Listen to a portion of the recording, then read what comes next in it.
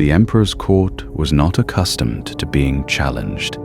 Constantinople in the 10th century was the most sophisticated Christian capital in the world, a city of marble churches, imperial ceremony, and theological pride that stretched back centuries. When the ambassador from the Islamic world was brought before the Byzantine emperor, the court expected the usual performance of diplomatic deference.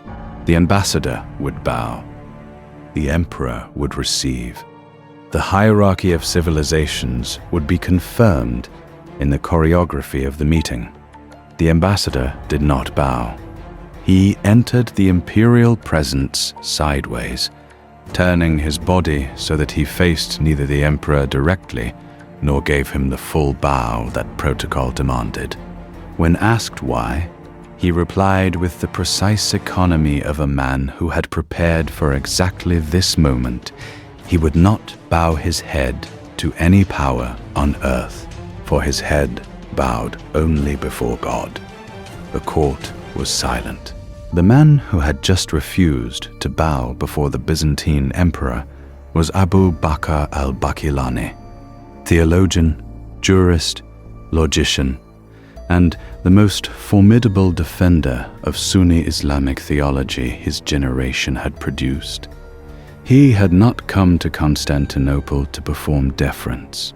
He had come to debate, and in the debates that followed, the emperor's court discovered what the Islamic scholarly world already knew: that this man's mind was a precision instrument, and that arguing with him was an exercise in discovering exactly how unprepared you were.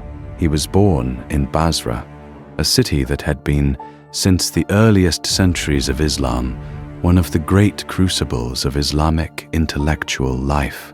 The streets of Basra had heard the arguments of grammarians and theologians and jurists and philosophers for generations before al-Baghdadi arrived in them. And the city's intellectual atmosphere was the specific atmosphere of a place where ideas were taken seriously enough to fight over.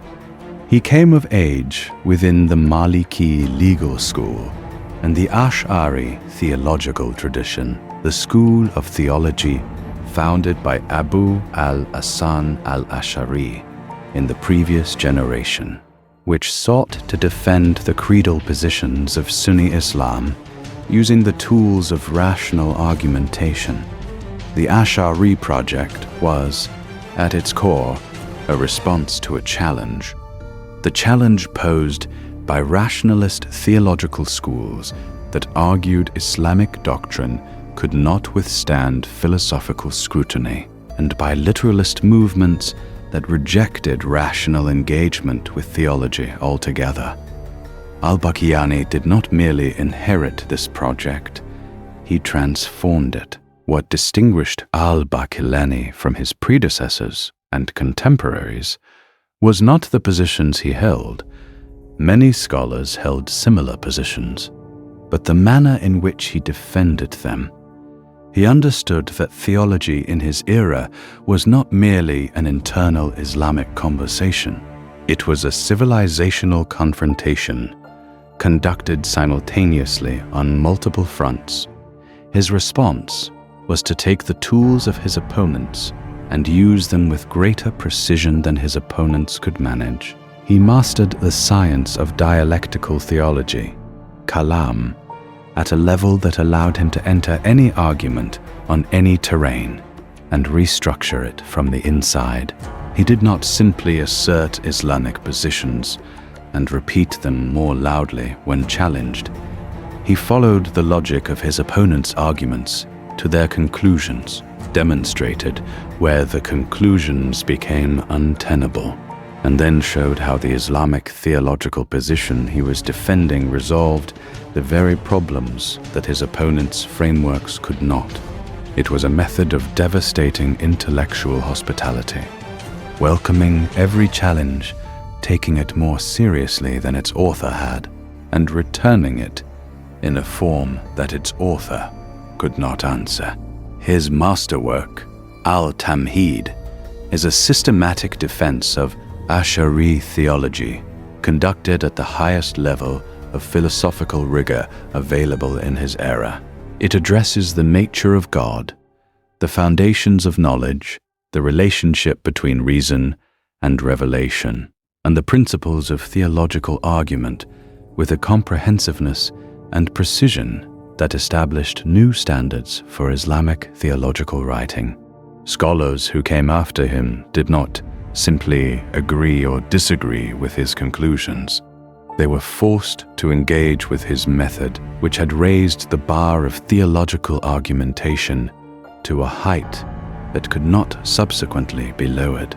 But al-Bāqillānī was not only a writer, he was a presence. The Abbasid caliphate in his era was politically fragmented, but intellectually vibrant, and the court of Baghdad, where al-Bāqillānī eventually settled, and where he served as a trusted advisor to the Buyid-era caliphs, was a place where theological argument was not merely academic, but politically significant. Which school of theology the court favored, which scholar the caliph consulted, which positions were defended in the Friday sermon, these were not abstract questions. They shaped the religious identity of a civilization and the legitimacy of the powers that governed it. Al-Bāqillānī navigated this environment with the specific combination of intellectual integrity and political intelligence that the situation required. He defended positions he believed were true, regardless of their political convenience. He argued against powerful opponents, regardless of their proximity to power.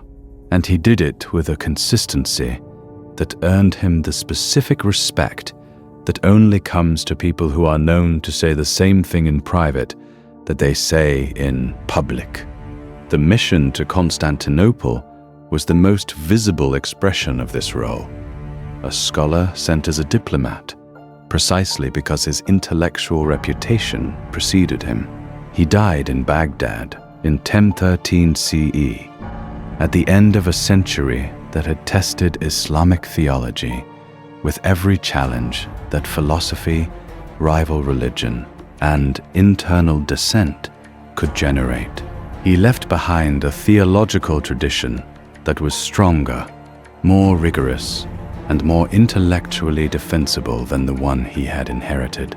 He left behind students who carried his methods into the next generation. He left behind texts that continued to be read, argued with, and built upon for centuries after his death. And he left behind a story, the story of a man who walked into the Byzantine emperor's court sideways, who refused to bow, and who then demonstrated in the debates that followed exactly why the refusal had been appropriate. Some men defend their civilization with swords. Abū Bakr al-Bāqillānī defended his with something the sword cannot touch, the precision of a mind that had trained itself to find the truth in any argument and state it without flinching, in any court, before any power, under any pressure. He did not bow. He never needed to.